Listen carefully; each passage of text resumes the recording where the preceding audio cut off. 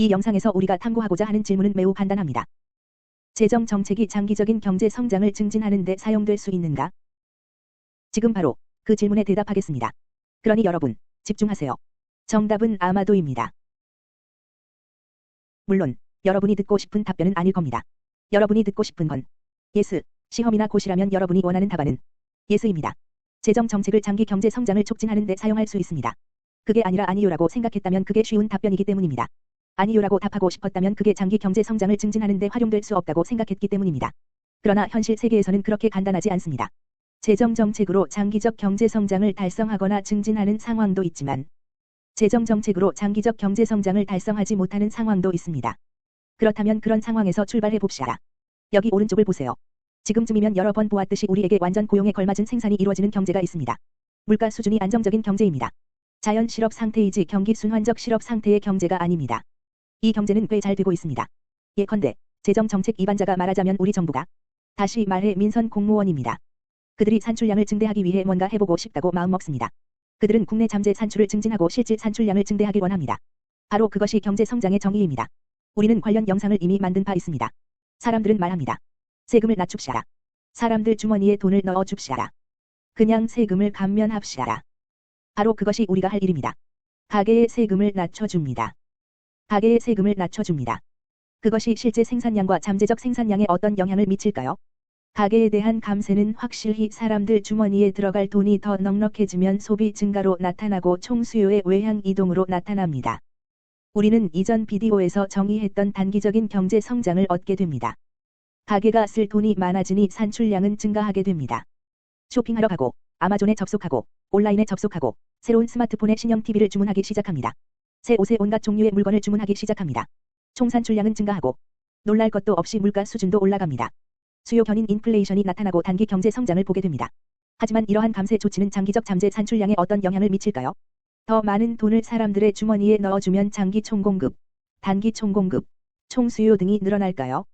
대답은 아마도 그렇지 않다입니다. 사람들 주머니에 돈을 넣어주는 것은 단기 부양 효과가 있어 단기적인 산출량 증대를 유발할 겁니다. 그러나 이전 비디오에서 보여준 것처럼 총수요의 증가만 놓고 보더라도 장기적으로 큰 진전이 없습니다.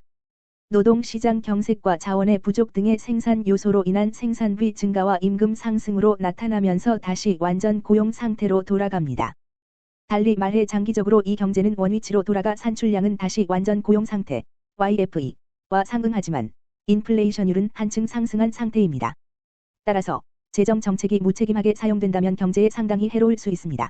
가계에 대한 감세로 늑들 거라곤 장기적으로 고인플레이션뿐입니다. 그렇게 해서는 장기 경제 성장으로 이어지지 않습니다. 그렇다면 다른 부류의 감세는 어떨까요? 그래프를 정리하고 가능한 다른 시나리오를 살펴보겠습니다.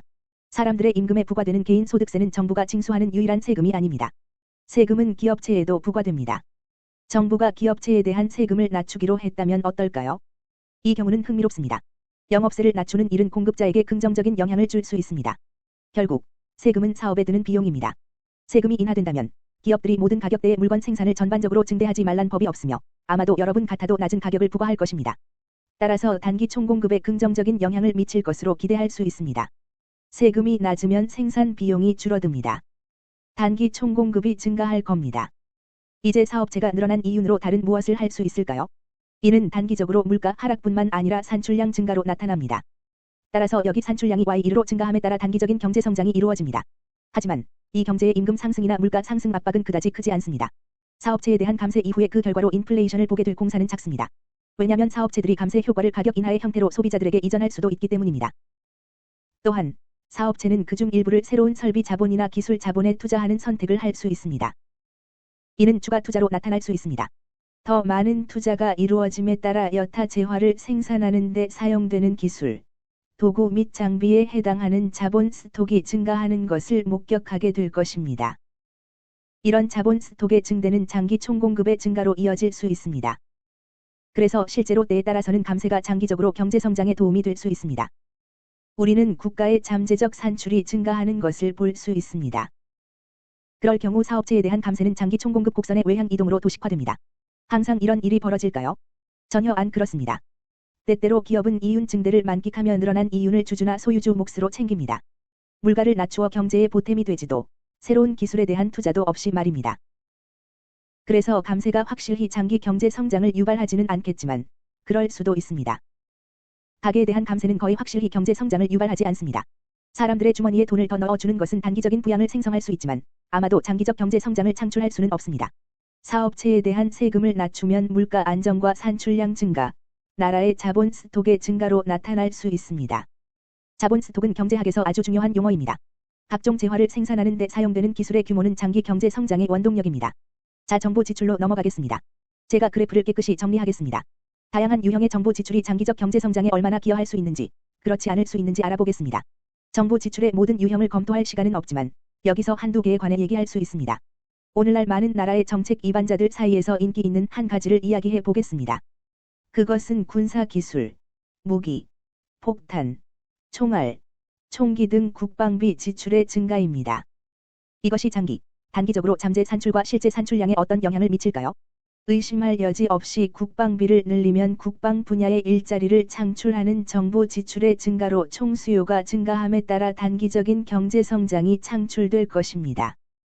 그래서 사람들은 새로운 총기와 무기, 탱크를 생산하기 위해 일하게 될 것이고, 그렇게 되면 단기적으로 산출량이 증가하여 수요 견인 인플레이션을 유발합니다. 그러나 문제는 무기 기술이나 국방 기술이 장기적인 잠재 산출에 어떤 영향을 미치는가입니다. 장기적으로 탱크와 항공기, 항공모함을 이용해 실제 산출량과 잠재적 산출량을 늘릴 수 있을까요? 그에 대한 답은 그렇지 않을 공산이 크다입니다.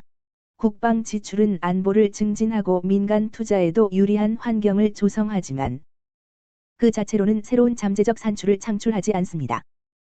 따라서 장기적으로 국방비 증가는 장기적인 경제 성장을 창출할 가능성이 작습니다. 놀랄 것도 없이 그로 인해 인플레이션 심화로 귀결되고 산출량은 다시 감소해 완전 고용 수준으로 복귀할 수 있습니다. 동시에 다른 경제 부문은 뒷전으로 밀려납니다. 또는 민간 부문과 정부 간의 경쟁으로 물가와 임금이 상승합니다. 왜냐하면 정부가 국방 부문에 많은 노동자를 고용하고 있기 때문입니다. 따라서 인플레이션만 상승할 뿐 장기적인 잠재적 산출 증가는 기대난망입니다. 그 이유는 국방 지출은 국가의 잠재적 산출을 증대하는 데 사용할 수 있는 자본재를 생산하지 않기 때문입니다. 물론 정부가 국방에만 돈을 지출하는 것은 아닙니다. 정부는 여러 부문에 돈을 지출합니다. 예로 교육에, 민간 부문의 연구개발에, 정부 부분의 연구개발에, 그에 더해 사회기반 시설에 돈을 씁니다. 이런 요소들은 한 나라의 잠재적 산출을 높일 만한 것들입니다. 예를 들어 교육은 인적 자본의 향상으로 나타나 더 생산적이고 효율적인 기술 노동자를 양성할 수 있습니다. 또한 기술의 진보는 경제의 생산력과 효율을 높이는 데 도움이 됩니다. 효율적인 경제는 어디서 기인할까요? 더 나은 사회 간접 자본, 편리한 교통, 원활한 통신, 그리고 청결한 환경에서 나올 것입니다. 이러한 요소는 민간 부문 기업과 개인의 생산성과 효율성을 향상할 것입니다. 따라서 이러한 것들에 대한 정부의 지출은 장기적인 경제 성장을 진작시킬 수 있습니다. 자, 비용 상승 인플레이션을 지워봅시다. 왜냐하면 정부가 아마도 국방이 아닌 다른 적절한 분야에 자금을 지출할 것으로 짐작한다면 비용 상승 인플레이션은 생기지 않을 테니까요. 그럼 어떤 일이 벌어질까요? 단기적으로 우리는 총수요 증가를 목도할 겁니다. 우리는 단기 산출량의 증가를 목도할 겁니다. 왜냐하면 정부가 사회 기반 시설 프로젝트에 노동자를 고용하고 과학 연구에 자금을 지원하거나 학교 교육을 개선하기 위해 교사들을 고용하기 때문입니다. 장기적으로 이러한 투자는 성과를 낼 것입니다. 보다 효율적이고 생산적인 경제로 인해 장기 총공급 곡선이 이동함에 따라 장기적으로 잠재 산출이 증가할 것입니다. 더 효율적이고 생산적인 노동자 양성은 기업에도 큰 관심사입니다. 기업체들은 단기 총공급의 외향 이동을 보게 될 겁니다. 왜냐하면 더 나은 인프라, 더 나은 기술, 교육 수준이 높아진 노동자, 생산성이 더 높아진 노동자로 인해 사업 비용이 줄어들 테니까요. 이렇게 정부가 장기 경제 성장을 이끌 수 있는 뭔가에 지출하고 있습니다. 정부의 책임을 다하는 정보 지출이 결실을 보면서 물가 수준이 안정되고 인플레이션이 낮아지고 더 나아가 디스인플레이션까지 가능함에 따라 산출량이 증가합니다. 여기서 몇 가지 시나리오를 살펴봤습니다. 재정 정책은 장기적인 경제 성장을 이루기 위해 사용될 수 있지만 그렇다고 반드시 장기적인 경제 성장을 보장하지는 않습니다. 감세의 유형이나 정부가 시행하는 정보 지출의 증가 유형에 따라 장기적인 경제 성장을 촉진할 수도 있고 그렇지 않을 수도 있습니다.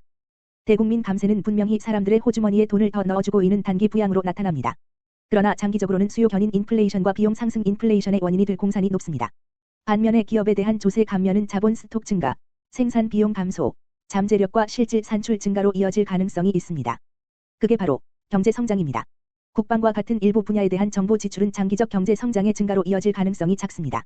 국방비 지출은 국가의 잠재적인 산출이나 장기적인 경제 성장을 촉진하는 요인을 증가시키지 않습니다.